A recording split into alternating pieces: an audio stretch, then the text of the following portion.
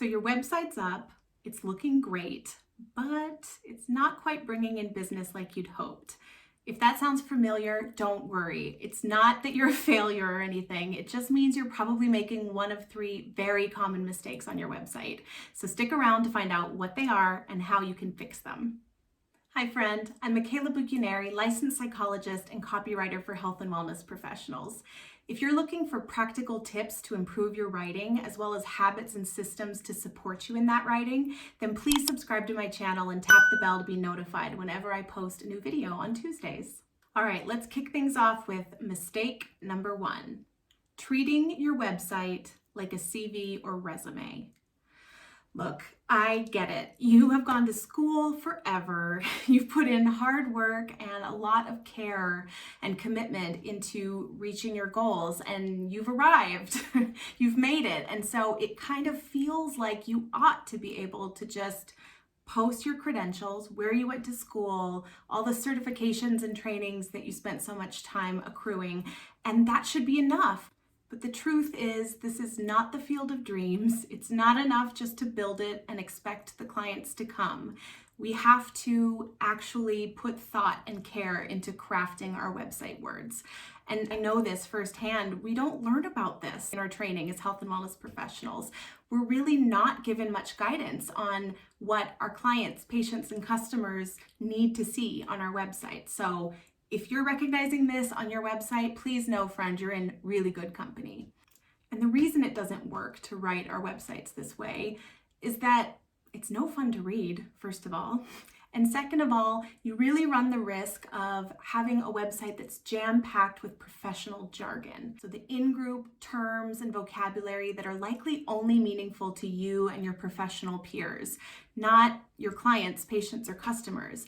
And so think about your clients, patients, and customers. If they're landing on your site and they're seeing all these terms that are totally unfamiliar to them without any context to explain what they mean, they're either going to think, huh, and then bounce, which we don't want, or worse, they're going to feel distanced from you, like there's no connection, and then they're going to bounce. Now, it's not about burying your credentials on your site. You worked hard for those. It's simply about finding the right way to fold them into the words on your site. See, when you lead with your credentials instead of anything else, you miss out on a really powerful opportunity to form a connection with your clients. So, how to fix this? It all comes down to empathy. Imagine you're your dream client on the internet, searching for a solution that you needed like yesterday. Just imagine, what are you feeling? What are the thoughts running through your head? What questions do you have? And what are the essential pieces of information you're looking for? That's what you need to be serving up on your website. So to help with this, I recommend starting with what I call the communication trifecta. I shared a video on this, so I'll link it for you below. Next up, we have mistake number 2, monologuing when you should be dialoguing. Now, if you're over there distracted right now because I used monologue as a verb when it's actually monologize, you're absolutely right. Gold star for you. Now take that vibe and throw it away, because that's exactly the kind of thing that has no business on your website. Now this one goes hand in hand with mistake number 1, because think about it. If you're using your website to simply regurgitate your professional credentials, it's gonna come off like a really long, really boring monologue. And the problem with this is it's all about you. If the person landing on your website doesn't recognize themselves in any part of what you've written, they're not gonna stick around. Fortunately, there's a clear fix for this one, and that is to infuse your website words with lots of conversational copy. Conversational copy is exactly what it sounds like, a conversation between you and the person you're trying to reach, the person who's just landed on your website. And a really easy way to figure out how to start writing this way is to picture yourself in a live conversation with the person you're speaking to. Imagine you're on a consultation call or a discovery call or in your first sit down together.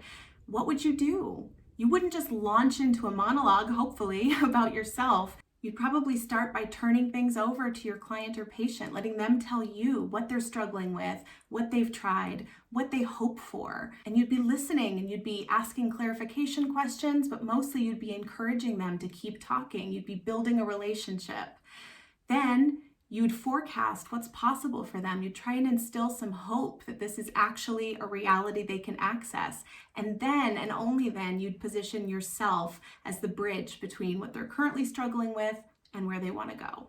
And that's exactly what you want to be doing on your website. Now, of course, you're the one writing all the words, and so it's almost like you're mapping out a screenplay for a scene and you're writing both parts. But when you write your client's part, you really want to use the words that they would use so that when they land on your site, they see themselves in the words there. And if you're not quite sure what those words are, find out. You can ask your past and current patients and clients and customers. You can poll your audience. You can go back through emails and notes and other documentation and look for themes and words and phrases. And then make sure you have one clear place to corral them all. We call that a copy bank, and it's a gold mine for finding just the right words that'll resonate with your people. Okay, let's take a little break just to breathe and acknowledge the fact that we are not taught to write this way in our professional training, and it can be genuinely tricky to unlearn a lot of the habits that we picked up in school. So I'm going to be sharing a lot more about conversational copy, and I'd love your help. What do you struggle with most when it comes to writing for your business? Where are you getting stuck along the way? And that brings us to mistake number 3, sacrificing clarity in favor of something else. It could be that you're a really creative thinker and you have all these ideas for how to be clever and distinctive and unforgettable on your website. The problem is, all of that might make sense in your beautiful brain, but your client does not live inside your beautiful brain. And so a lot of times what we think is going to be just knock it out of the park connection is actually crickets and tumbleweeds confusion.